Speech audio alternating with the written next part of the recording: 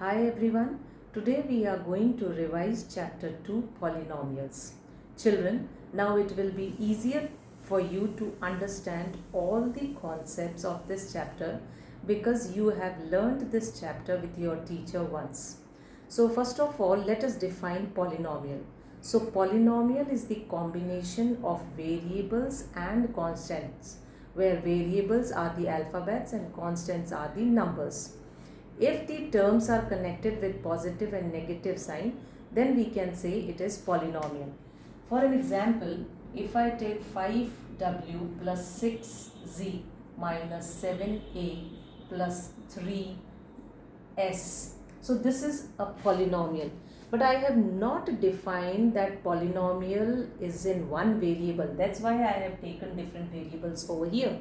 But if I say polynomial in just one variable, then I will be writing it as, let's suppose 6x square plus 7x plus 8. So this is your polynomial in one variable because only one alphabet is used in the given expression. But children, then also we can categorize polynomial into different types just by looking at the highest power of the variable. If your highest power is highest power of the variable is 1, then it is known as linear polynomial. If the highest power is 2, then we say it is quadratic polynomial. And if your highest power is 3,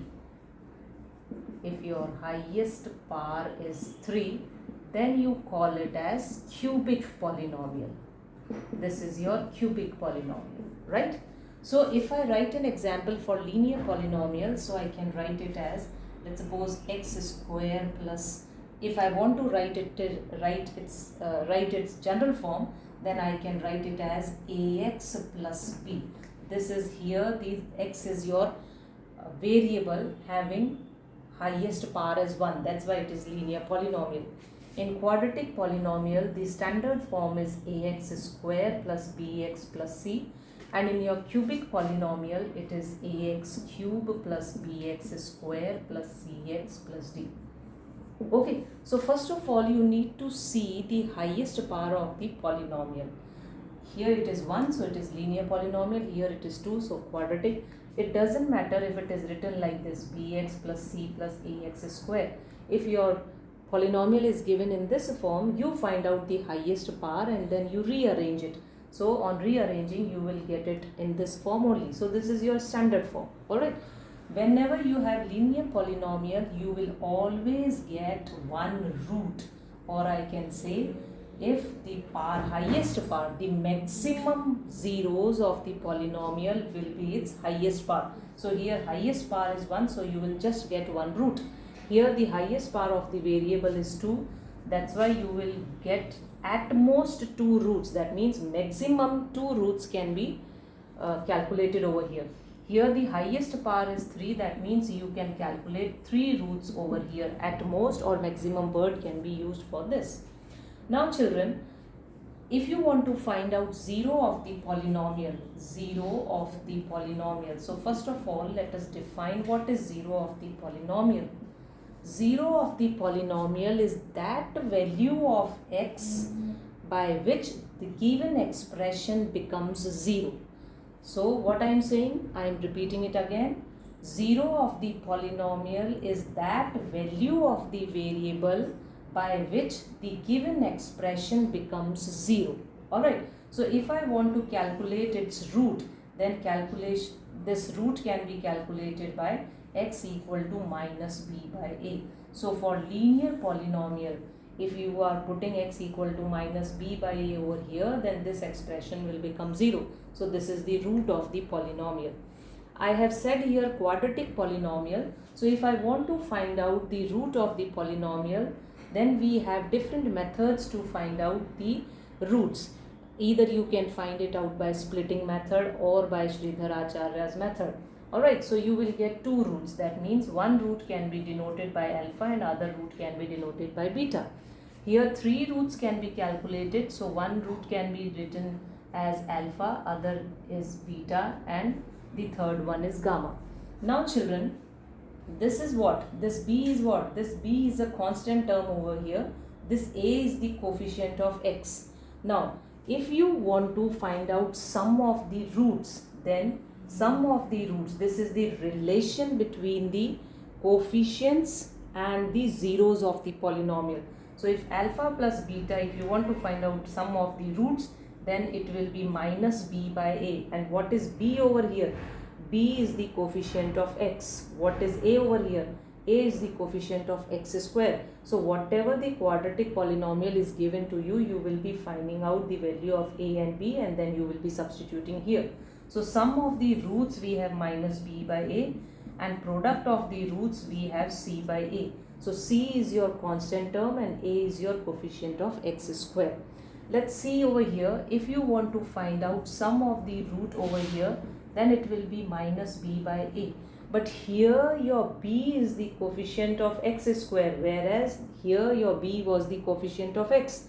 Okay, so keep this thing in your mind, that here cubic polynomial standard form is ax cube plus bx square plus cx plus d. So the formula for finding out sum of all the three roots is minus b by a. If you want to find out product of all the roots, a, alpha into beta into gamma, then it will be d by a. And if you want to find out sum of product of two roots, then you will be getting it as c by e. So these are the important formulas over here which you need to remember. Now let's see children, what we can say about the zeros of the polynomials if a graph is given to you. Let's suppose a graph is given to you like this, and you are asked to find out number of zeros in the given graph. So if your polynomial is given in the variable x, then you count the number of intersection of this graph on x-axis. So 1, 2, 3, 4. That means I can have number of zeros here 4. Alright, let's suppose my graph is given like this and the polynomial is given in the variable x. Here it is not cutting x-axis at anywhere, so number of zeros over here is 0. If let's suppose it is given like this, so this graph is, this curve is touching your x-axis at a point, so number of 0 here it is 1. If your graph is like this, so number of zeros are here 2. So your graph represents, this is the geometrical interpretation. That means if you are given with the things in graph, then you can find out zero of polynomials just by observing that at how many points the x-axis is cut by the given curve. So you can find out the number of zeros from the given graph. Let's now discuss an important topic, that is formation of quadratic equation. Not equation, quadratic polynomial. Formation of quadratic polynomial. If you want to form a quadratic polynomial and if you know its roots, then you can always use this formula, which is k. It is for any constant value, x square minus alpha plus beta x minus alpha beta. That means if you know two roots, then here it will be x square minus sum of the roots. This is your sum of the roots into x minus product of the roots. So this is your formula when you know your two roots alpha and beta. If let's suppose in the question already sum and product are given to you, then you have to just put the values of sum of the root and product of the root, and then you can apply this formula and find out, or you can form the quadratic polynomial. Children, in your boards you get this type of question in 1 marker. So it's a short question. You can mark it important. Let's discuss now another important topic from which you get 4 marker question. Here it is given division algorithm for polynomials.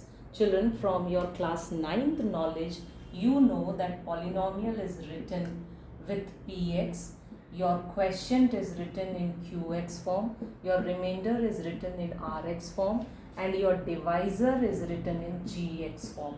If you want to remember it like this, you can remember it like this. Otherwise, I can say this polynomial is actually dividend, which is always written over here. That means this is px and I can write it as dividend.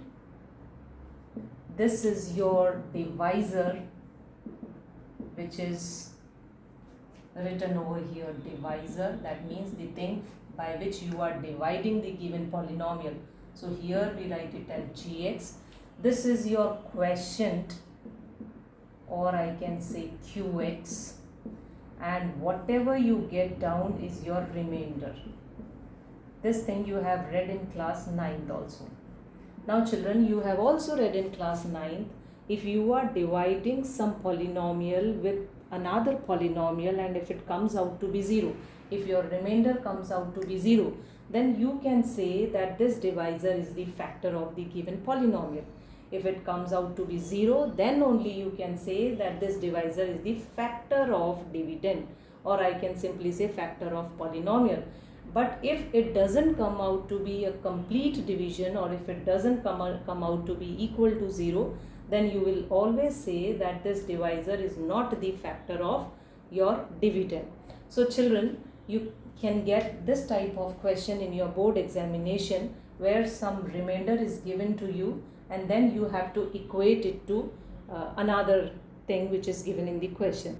Question 5th of your optional exercise is of this type, when you have to equate it to some other remainder. Alright children, if you want to see the questions, solutions of few questions, then I have provided the link in the description box. Apart from this revision, you can see how we can do the questions based on polynomials, and you can find the link in the description box.